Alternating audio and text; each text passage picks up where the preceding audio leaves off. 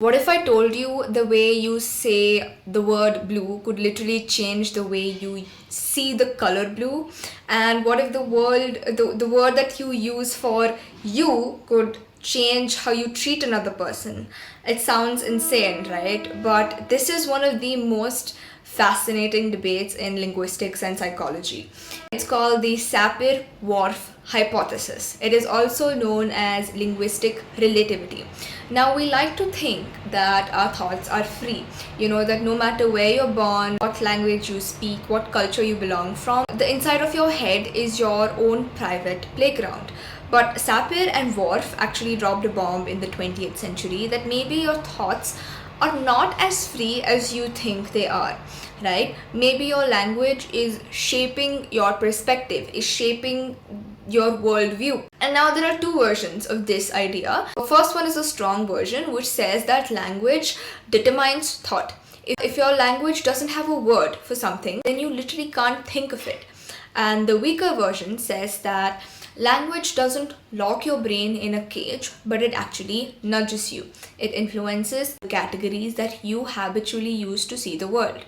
Most modern scholars actually reject the strong version, but the weaker one that has actually been backed up by a surprising amount of evidence. And today we are going to explore that evidence and the criticism that it received through a lot of stories, studies, some cultural comparisons, and especially between English and Hindi, because that's the language most of the watchers are speaking. So now in English, we talk about time horizontally. The past is behind us. The future is ahead of us. We lay out calendars from left to right. But in Mandarin, speakers, they often use vertical metaphors. The past can be up, the future can be down. And even in one study, Mandarin speakers, they solved puzzles about time faster if the clues were mentioned vertically. Now, English speakers were quicker with horizontal ones. So when English speakers were actually taught the vertical metaphors, their brains started processing time vertically. So to say that language rewired their thought process, at least temporarily. It's like being handed a new compass for a time. Suddenly you just don't think about tomorrow coming after today. You think of it as something that is falling below today. And that tiny shift changes the way that you imagine your schedule, changes the way that you visualize your schedule, your life, your future, whatever, right? Now let's play a game. Imagine two color swatches. One is sky blue and the other one is navy blue. Easy difference, right? But Russians have two basic words for blue. One is called goluboy, that's light blue, and other is sini, which is dark blue. Now English has only one blue. And in 2007, a study showed that Russians were faster at telling those two blue apart because their language forces them to notice the distinction. English speakers took longer because blue is blue. And it's Lithuanian, they have two words for blue, and Norwegian has one word, right? So when the bilinguals were tested in the Lithuanian mode, they spotted the shade different instantly. But when they were asked the same thing in the Norwegian mode, they slowed down. And the same people, the same eyes, but through different language lenses. And that means language doesn't just describe our reality, it tunes your perception. The world literally looks different depending on which language you're using. Now, the next one is a fun one, and that is in German, bridge is feminine, but in Spanish, bridge is masculine. So when asked to describe these bridges, the Germans said beautiful, elegant, graceful. But the Spaniards, they said strong, sturdy, dangerous.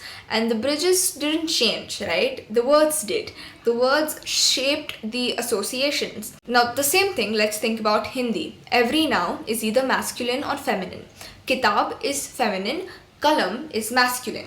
Adjectives have to match the genders. So a Hindi speaker is constantly categorizing the world in terms of gender, and subconsciously they may be attaching masculine or feminine qualities to everyday objects. Now that is the kind of a mental habit that English speakers almost never develop. Have you ever met somebody with a built-in compass? That is Gugu Yitimir speakers in Australia. Their language doesn't use left or right. Instead, it's all cardinal directions: north, south, east, west. So instead of saying move the cup to your left, they'd say move the cup to the north of the plate. This constant linguistic workout wires their brain to track direction at all times. Even indoors, they know which way is north, which way is south, which way is east, and which way is west. Meanwhile, we English speakers, we are lost in shopping malls, right? Next is the economist Keith Chen. He did a study comparing the futureless languages like Chinese, where you often say that I eat tomorrow instead of I will eat tomorrow. The futured language like English. Now, it turns out that speakers of futureless language, they save more money, they smoke more less, and they are healthier. Why? Because the way the language frames time there makes future feel like it's more immediate and less distant, right? So if you struggle with procrastination, maybe try blaming English. But of course, not everyone buys into this version of words as puppet masters. There is this aphasia argument that says people with language loss, and for those of you that don't know what language loss is, it is the process where a language decreases in use and ability, eventually leading to an extinction of the language when no one speaks it anymore, right? Those people, they still plan, they use tools, and they think complex thoughts. So if language were required for thought, they probably would not have functioned. Steven Pinker famously said that the Whorfian determinism is completely wrong, insisting that we all think in mentalese, which is a universal language of thought. Babies that don't talk yet, they still understand numbers, they still understand time, they understand emotions, and even animals too.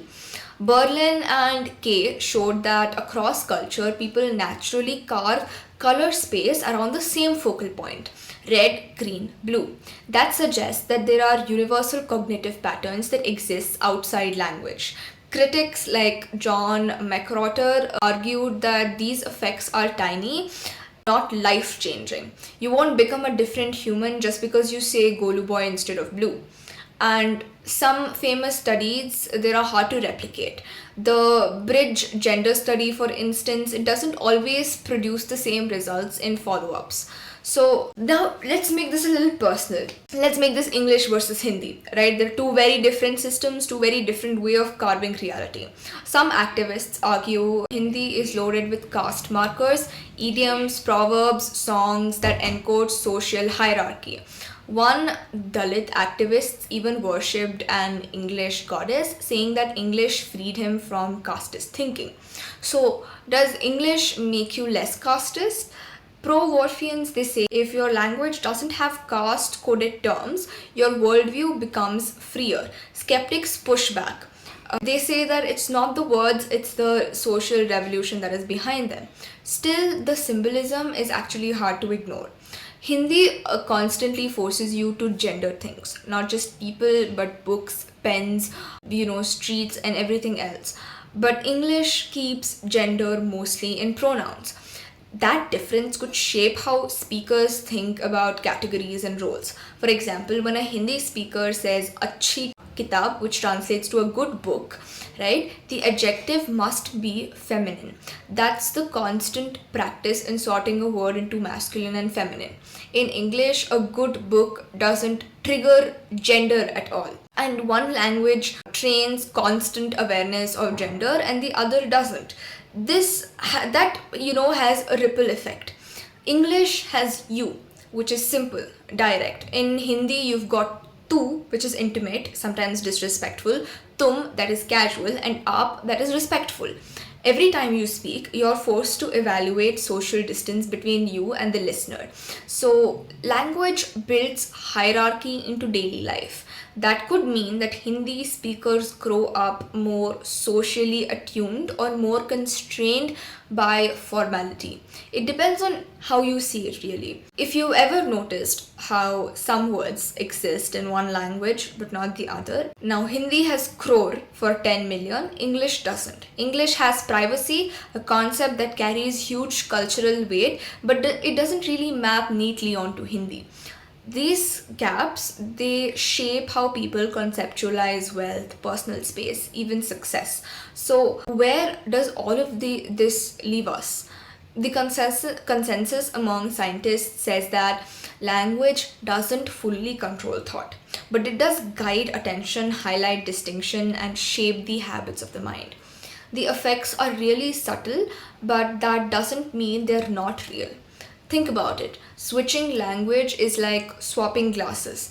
The world doesn't change, but the tint, the focus, the shadows, all of the highlights, they all shift.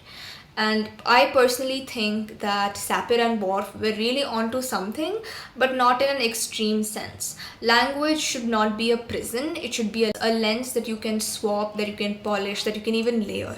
So when I speak English, the world to me feels a lot more direct, less layered in social hierarchy. But when I imagine speaking in Hindi, suddenly I'm navigating gender, I'm navigating respect. Right? Neither of those worldviews are wrong. They're just different filters on the same reality. Learning a new language isn't just about words, it's about learning a new way to think. Each language for you opens a door to a slightly different version of the reality. And the more doors that you're able to walk through, the wider the world becomes, the wider your world becomes. So the question still remains, does language shape how we think? The answer is yes. Not absolutely. It shapes, it nudges, it gives it colors, it influences how we pay attention, how we remember, how we imagine. But beyond language, there is still a universal human mind, right?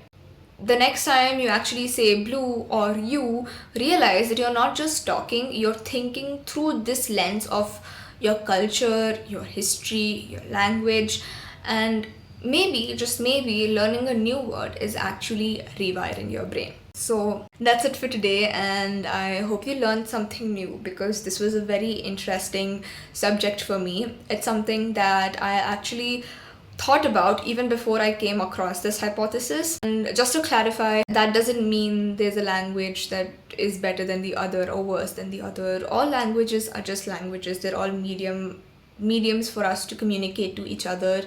So that's it for today. Bye bye.